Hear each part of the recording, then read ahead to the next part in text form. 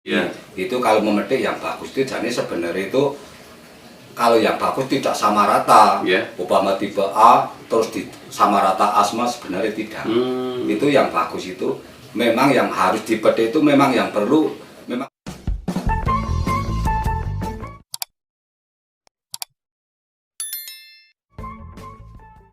Halo pemirsa, dimanapun Anda berada, selamat bertemu lagi dengan channel saya, channel Anang Afra. Channel yang selalu memberi informasi atau memberi inspirasi pada orang-orang luar biasa. Karena pemirsa, yang namanya di dunia ini, semua orang itu luar biasa sekali. Apalagi beliau yang ada di sebelah saya ini, Pak Maridin ini sangat luar biasa sekali. Dan channel ini selalu mendoakan pemirsa yang ada di rumah. Panjenengan sukses, kula ugi sukses. Pemirsa yang ada di rumah sukses, kita juga sukses. Amin. Baiklah pemirsa, pada malam hari ini saya ingin berbincang-bincang dengan seorang petani tembakau.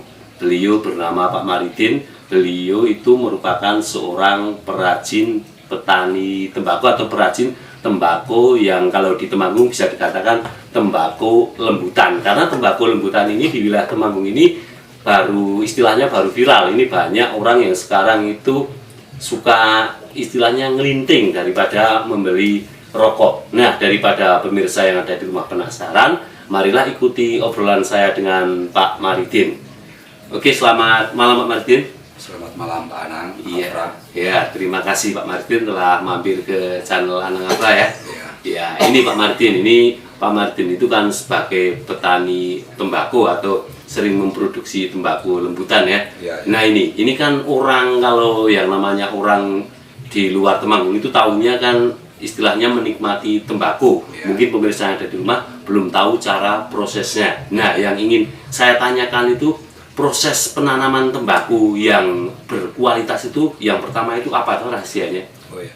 Ya, terima kasih. Ini saya bertemu dengan Anang Afra untuk membagi cara tanam tembakau yang menghasilkan daun bagus. Ini pengalaman saya pribadi, ya, pengalaman saya pribadi. Itu masalah tanaman tembakau itu kalau mau hasil yang bagus, itu kan pastinya kan dari awal itu perawatan, dari pencangkulan yang bagus, dari perabuan yang bagus. Itu rabuk yang paling bagus itu cuma rabuk kandang, ya itu paling bagus. Tapi sekarang kan kebanyakan kan sembarang pupuk ya, sembarang pupuk.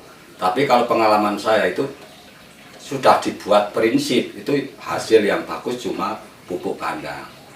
Lah terus nanti setelah penanaman tembakau itu nanti umur 40 itu sudah diwatun, dibesik ya, sudah dibesik. Itu yang pertama itu cara nanam gimana? Kan kalau saya lihat itu ada istilahnya diipuk ya, orang mengatakan diipuk. Itu diipuk sekarang ada yang di apa namanya? Di bibit itu pertama awalnya gimana itu? Kalau daerah sini itu yang kebanyakan kan sudah jadi bibit. Jadi bibit langsung ditanam. Itu umur berapa bulan? Itu 40 hari. 40 hari sampai 50 hari. Nanti setelah itu kan ditanam. Ditanam itu jaraknya jangan sampai terlalu dekat, hasilnya kurang bagus. Itu jarak yang bagus itu nanti kalau bisa itu sebenarnya 60 kali 1 meter. Itu pengalaman saya pengalaman saya sudah dialami. Terus nanti setelah ditanam itu nanti umur 40 hari itu kan diwatun. Kalau di sini diwatun itu dibesik ya. Dibesik karena banyak istilahnya rumputan ya. Jangan sampai ada rumput itu ya. Terus nanti sampai panen sampai umur 4 bulan itu jangan sampai tanaman itu terbelengkai. Itu perawatan harus rutin.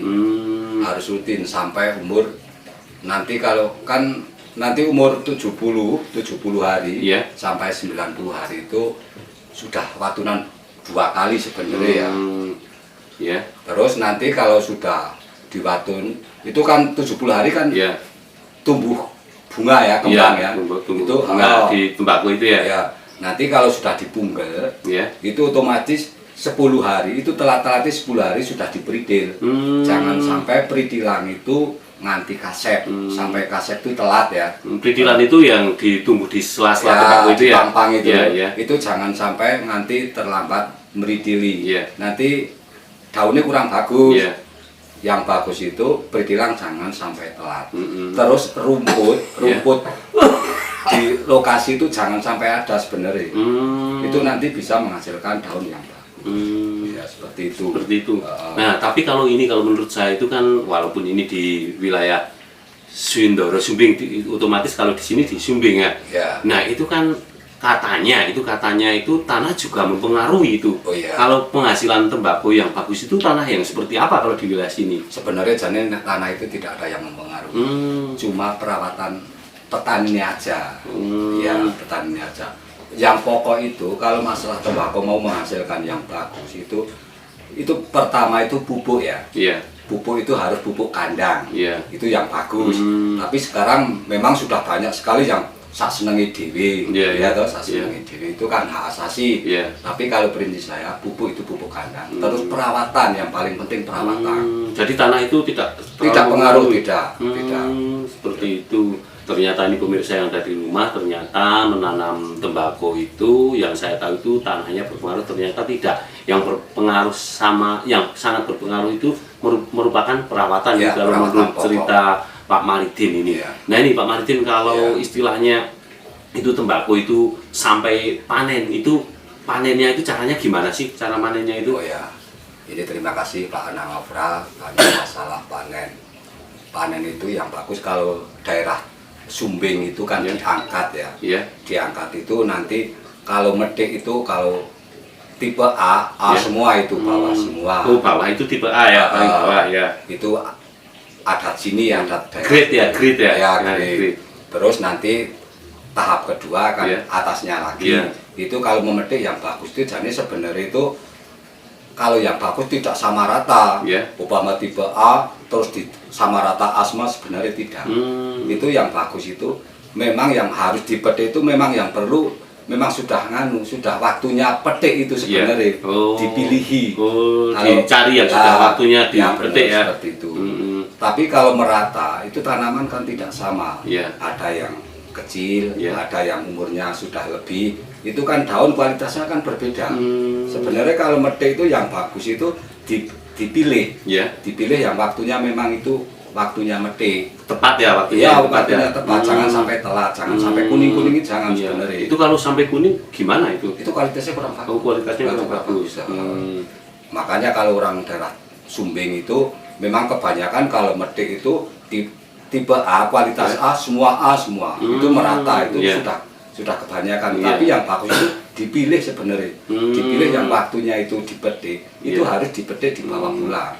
Terus nanti masalah cara perawatan di rumah aja Iya. itu harus hati-hati. Bako itu kalau memang itu waktunya dipetik itu nanti menghasilkan yang bagus. Tapi kalau waktu daun masih muda ya itu dipetik bawa pulang itu paling-paling busuk di rumah. Oh, seperti Iya, itu. mengalahkan yang lain. Jadi, gimana? Makanya kalau medek itu harus waktu medek itu sudah waktunya ya. Iya. Jadi kalau kemudahan baku nom Iya, itu terlalu muda. itu tidak bagus. Oh, ternyata kalau medek itu tidak sembarangan, tidak asal ya? Iya, benar. Oh, ternyata pemirsa yang ada di rumah ternyata nggak seindah yang kita bayangkan. Memetik tembakau saja ini ada teorinya, itu dicari yang kira-kira bukan yang muda atau yang grade A atau yang grade B, tetapi dicari istilahnya yang sudah matang ya.